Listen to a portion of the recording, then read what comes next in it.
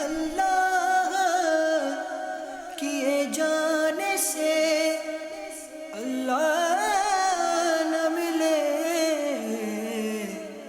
اللہ والے ہیں جو اللہ سے ملا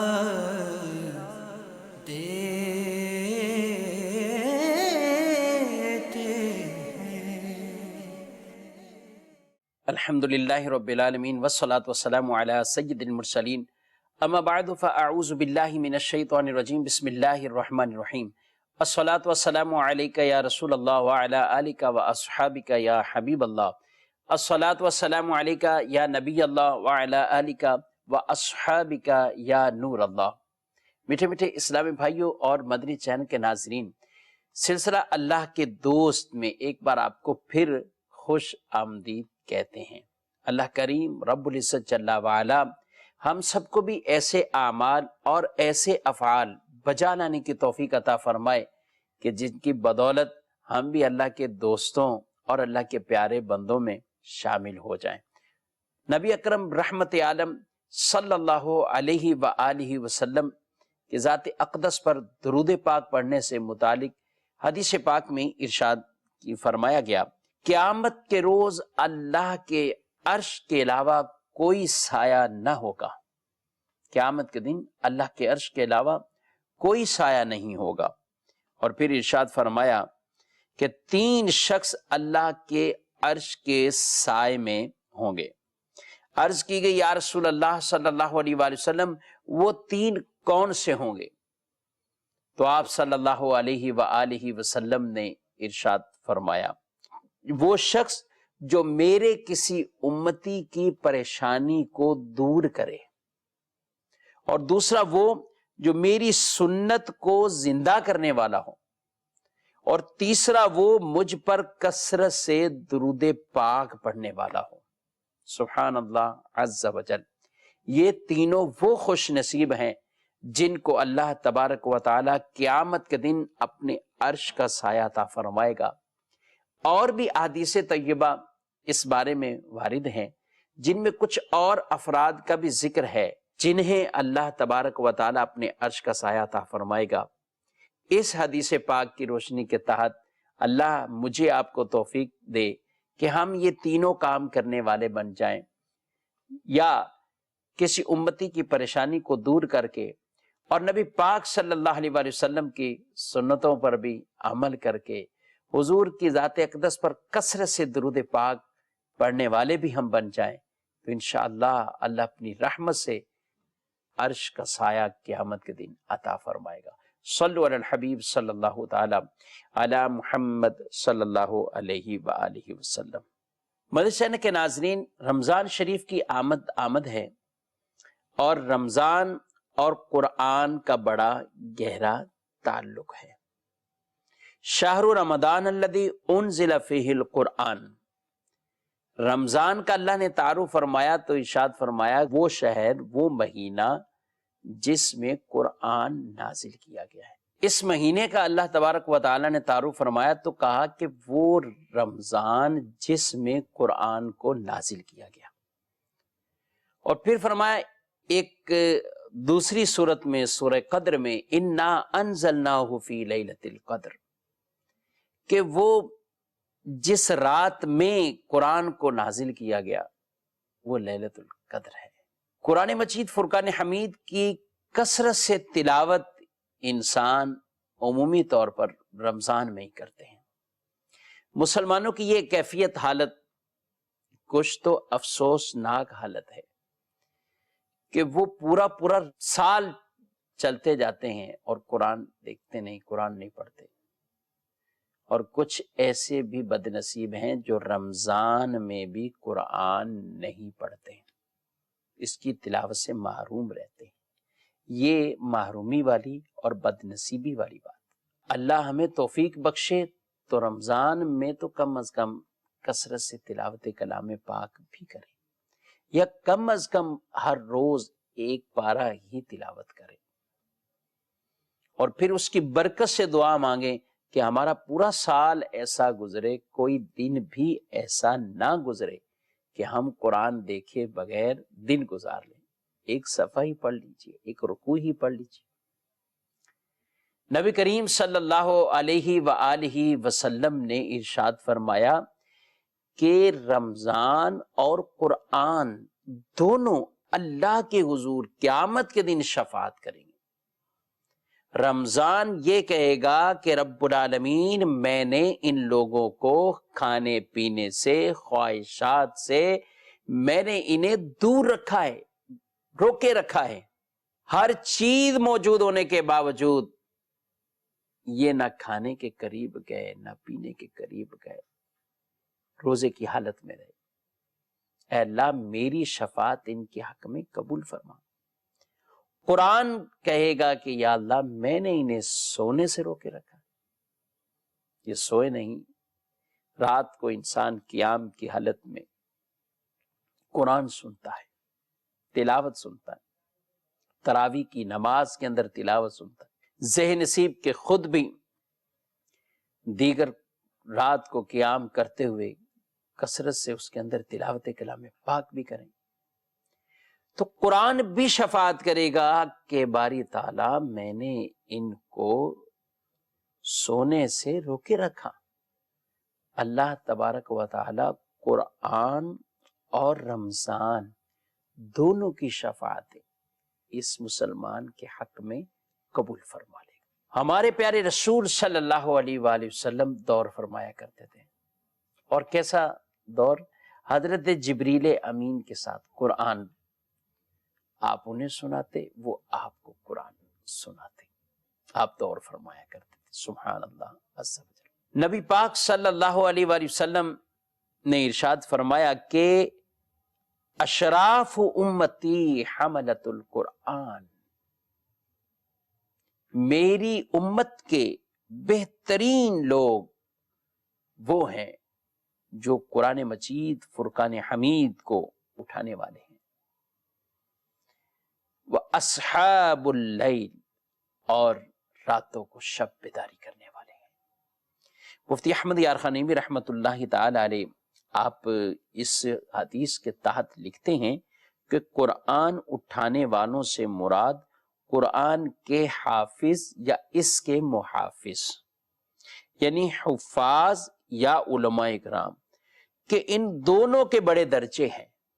مزید مفتی صاحب لکھتے ہیں کہ حافظ الفاظ قرآن کی بقا کا ذریعہ ہے، اور علماء معانی مسائل قرآن کی بقا، اور صوفیہ اسرار رموز قرآنی اس کی بقا، اور رات والوں سے مراد تہجد گزار ہیں۔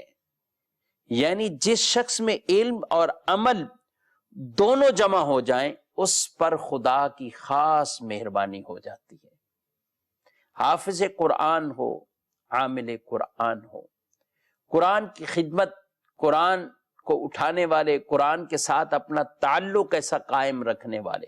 ہم اپنے بزرگوں کو دیکھیں، ان کے واقعات کو پڑھیں، تو ان کا رمضان میں ایک بڑا انداز ہوتا تھا قرآن مجید فرقان حمید کے ساتھ۔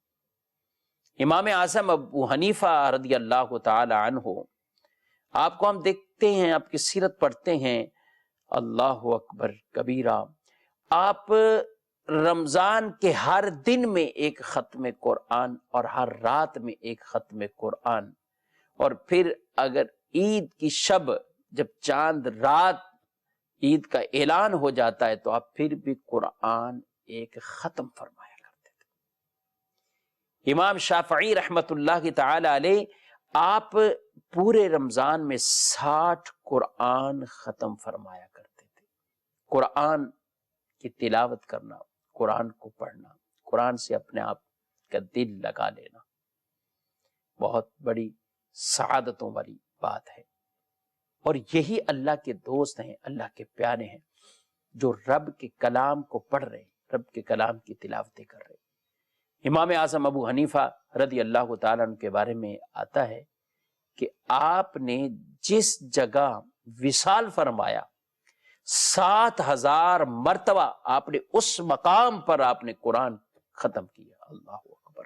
آپ امام اعظم ابو حنیفہ رضی اللہ تعالیٰ عنہ وہ ہیں کہ جنہوں نے 55 حج کیے، اور پھر آپ کو جب آپ کے لیے خانہ کعبہ کا دروازہ کھولا گیا کہ آپ اندر جا کر نماز ادا کریں، تو آپ اندر جاتے ہیں اور اندر جا کر نماز اس انداز سے پڑھتے ہیں کہ آپ 2 رکعتیں ادا کرتے ہیں. اس کی پہلی رکعت میں 15 پارے اور دوسری رکعت میں 15 پارے آپ تلاوت کرتے ہیں، اور دونوں رکعتوں میں پورا قرآن پڑھ دیتے ہیں. اللہ اکبر. قرآن کے حافظ بھی کتنے مضبوط حافظ. یہ کیسے ایسا تعلق ہوا؟ قرآن سے مسلسل اٹیچمنٹ رہنے سے، مسلسل اس کی تلاوت کرنے سے. یہ کیسے ہوا؟ یہ سب کچھ اسی وجہ سے کہ ان کا تعلق قرآن سے بہت گہرا تھا. تلاوت کثرت سے کرتے، ان کے معنی، ان کے اسرار و رموز کے بھی وہ واقف تھے، اور عاجزی اور انکساری اس قدر کہ زندگی بھر اتنے قرآن پڑھے، اتنے قرآن پڑھے، اور پھر بھی اللہ کے حضور کہتے ہیں یا اللہ تیری عبادت کا حق ادا نہ کر سکے، تیری عبادت کا حق ادا نہ کر سکے. ایک اور حدیث میں رسول اللہ صلی اللہ علیہ وآلہ وسلم نے ایک مرتبہ منبر اقدس پر تشریف فرما تھے، تو ایک صحابی عرض گزار ہوئے، یا رسول اللہ صلی اللہ علیہ وسلم، لوگوں میں سب سے اچھا کون ہے؟ سب سے اچھا کون ہے؟ تو آقا دو جہاں سرور کائنات صلی اللہ علیہ وآلہ وسلم نے ارشاد فرمایا، بہتر لوگوں میں سب سے اچھا وہ ہے جو کثرت سے قرآن کریم کی تلاوت کرے، قرآن سے اپنے آپ کو اس قدر یہ تعلق مضبوط اور مربوط کر لے کہ فرمایا وہ بہترین لوگوں میں ہے جو قرآن پڑھتا ہے.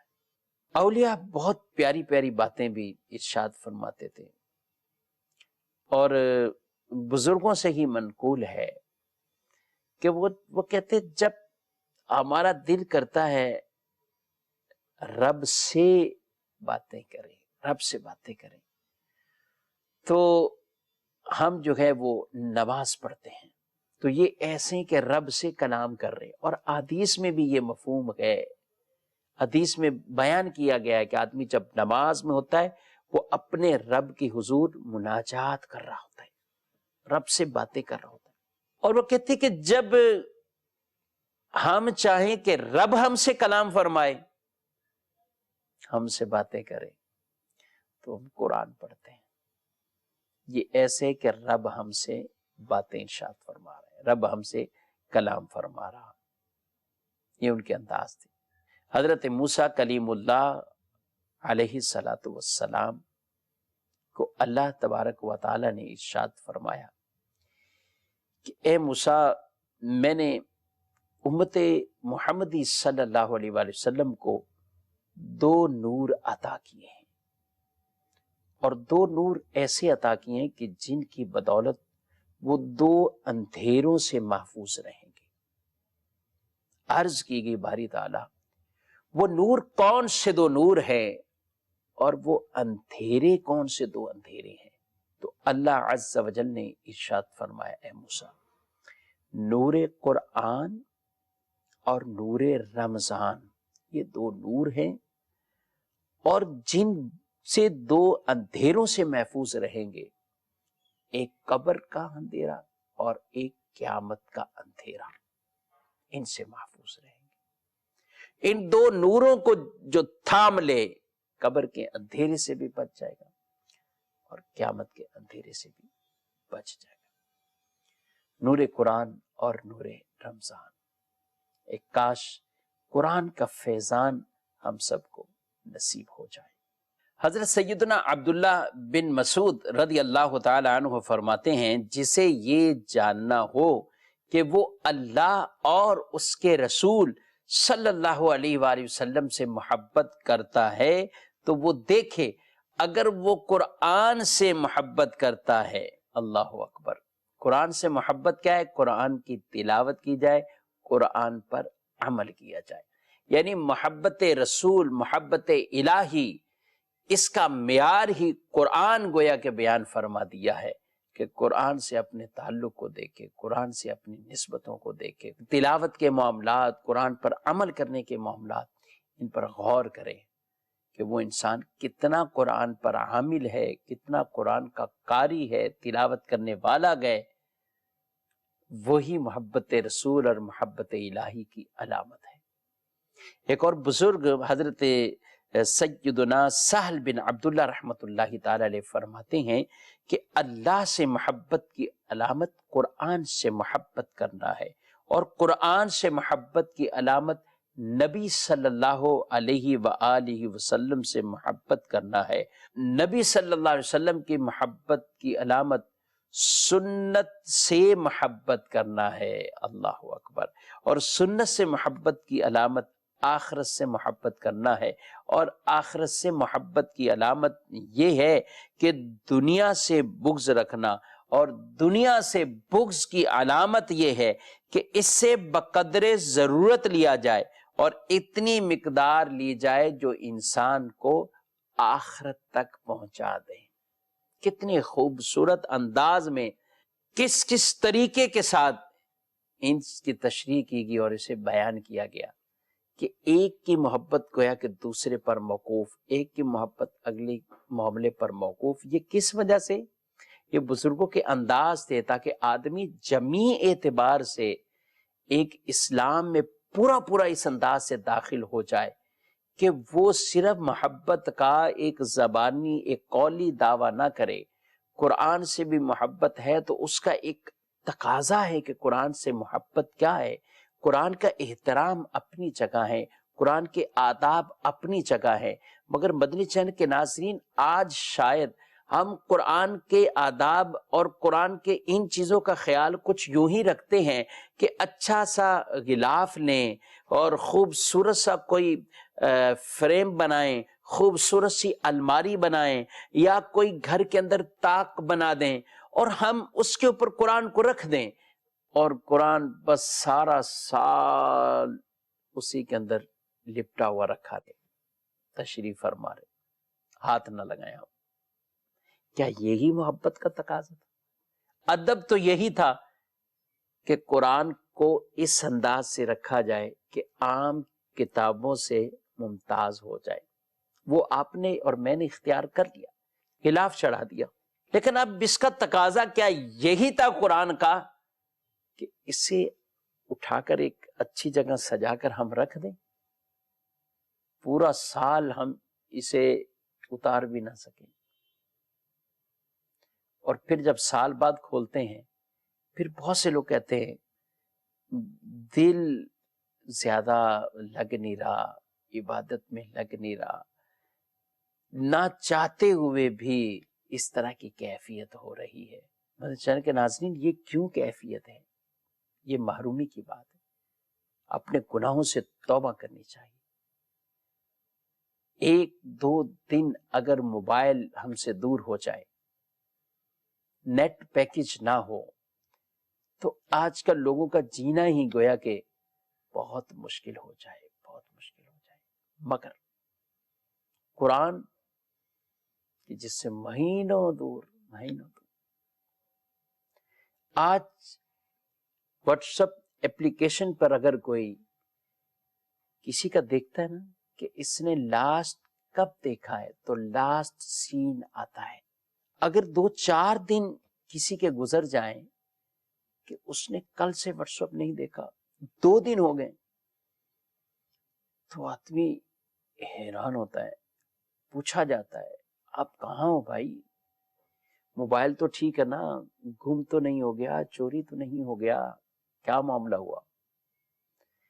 لیکن ہم اپنے کبھی دوستوں سے یہ نہیں پوچھتے کہ قرآن کا لاسٹ سین کیا ہے ہمارا، کب ہم نے دیکھا۔ تو یہ ایک چوٹ کرنے کے لیے بات عرض کر رہا ہوں، ہمیں اس طرف بھی توجہ کرنی چاہیے۔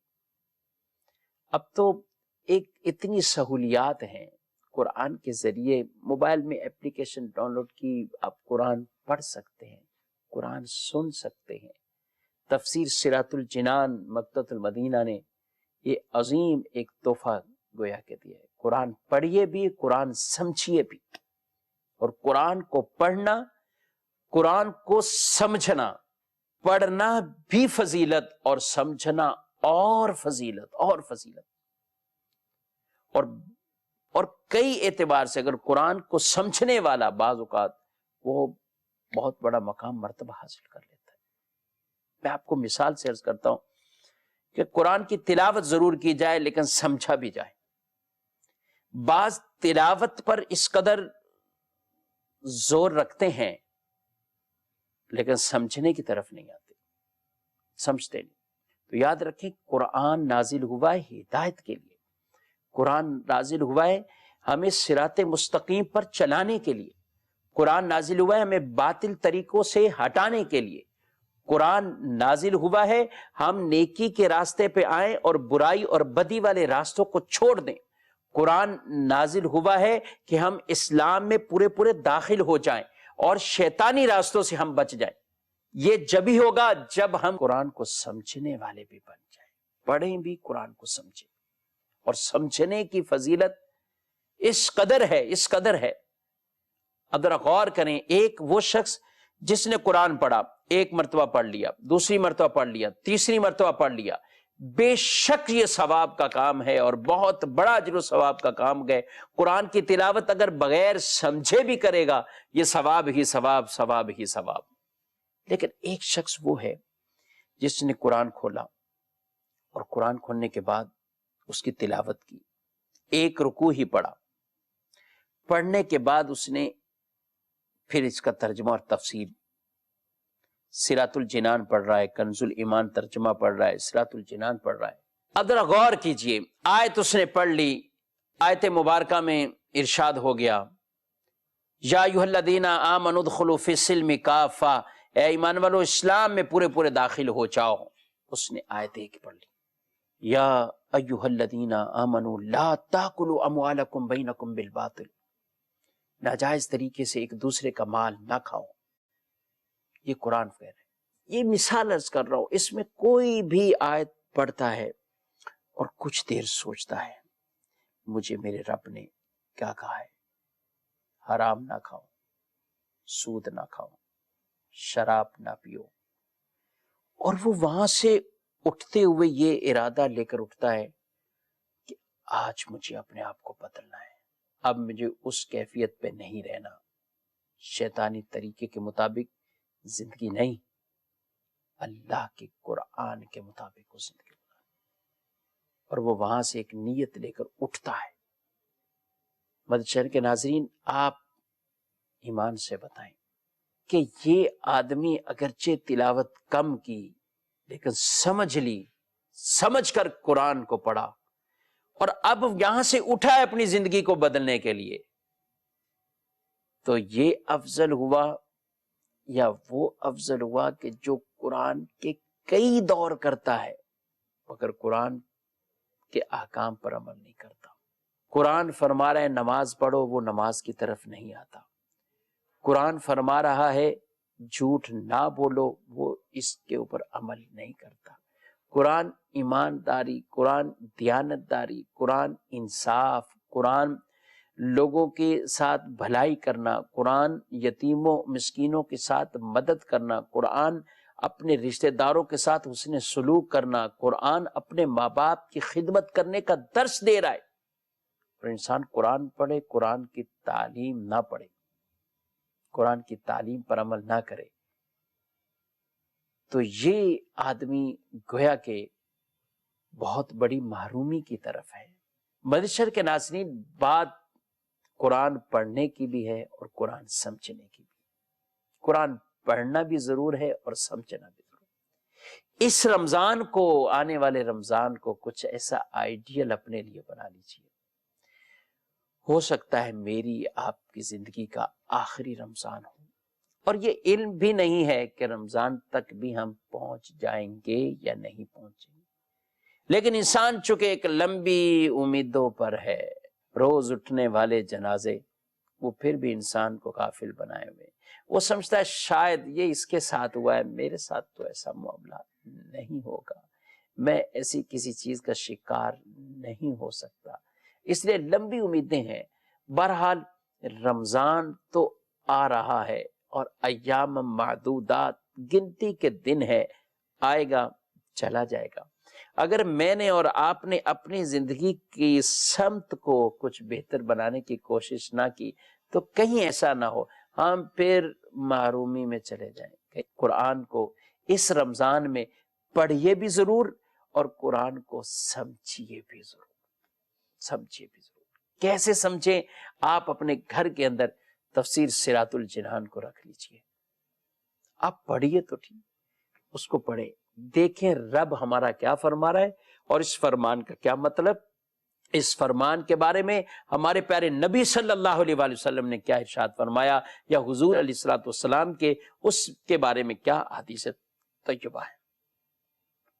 یہ ایک نصاب رمضان کا لے لیجئے اور رمضان میں اپنے آپ کو فضولیات سے بچا کر، دیگر ناجائز کام تو ویسے ہی ناجائز ہے، عام دنوں میں بھی ناجائز ہے، مگر عام فضول کاموں میں بھی وقت ضائع کرنے کے بجائے عبادت والا کام کیا جائے، نیکی والا کام کیا جائے. صحابہ کرام علیہم رضوان تو اپنی زکاتوں کے حساب شعبان میں لگا کے دے دیتے تھے، زکاتیں نکال دیتے تھے کہ رمضان میں یہ ٹائم بھی ادھر نہ لگے. کوشش کیجئے اس رمضان کو انمول بنانے کے لیے، اس رمضان کو اپنی ذات کے لیے بہت زیادہ مفید بنانے کے لیے اب زیادہ سے زیادہ قرآن کے ساتھ اٹیچمنٹ کو، قرآن کی تلاوت بھی کریں، قرآن کو سمجھیں بھی. ذہن نصیب ادھر ادھر فضولیات سے بچ کر آپ مدنی چینل کی اسکرین پر قبلہ شیخ طریقت امیر اہل سنت دامت برکاتہم العالیہ جو رمضان مبارک میں بالخصوص پورا رمضان ہی آپ تربیت فرماتے ہیں، رات کو مدنی مذاکرہ براہ راست ارشاد فرماتے ہیں. ایک طویل نشست ہوتی ہے، بہت سے لوگ جاگتے ہیں اور ان کا ارادہ ہی جاگنے کا ہوتا ہے، وہ سونے کی عادی نہیں ہوتے، ان کی عادت یہی ہے کہ جاگنا ہے. تو جاگنا بھی ہے تو اچھے انداز سے جاگ لیجئے کہ وہ ہمارا جاگنا بھی ثواب کے کاموں میں شمار ہو. مدنی چینل کی اسکرین پر رہیں گے، اگر آپ مدنی چینل کو دیکھتے ہوئے بھی رات کی وہ گھڑیاں، کچھ لمحات نماز تراویح اپنے وقت پر ادا کیجئے.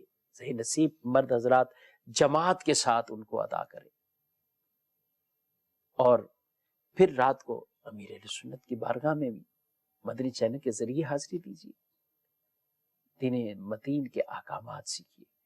اللہ کریم رب العزت جل وعلا ہمیں ان باتوں پر عمل کرنے کی توفیق عطا فرمائے اور قرآن کی برکت سے رب کعبہ ہمیں بھی اپنی دوستی کا شرف عطا فرمائے اور ہمارا شمار اپنے محبوب بندوں اور اپنے ولیوں میں اللہ فرما دے. آمین بجاہ النبی الامین صلی اللہ علیہ وآلہ وسلم. اللہ اللہ کیے جانے سے اللہ نہ ملے،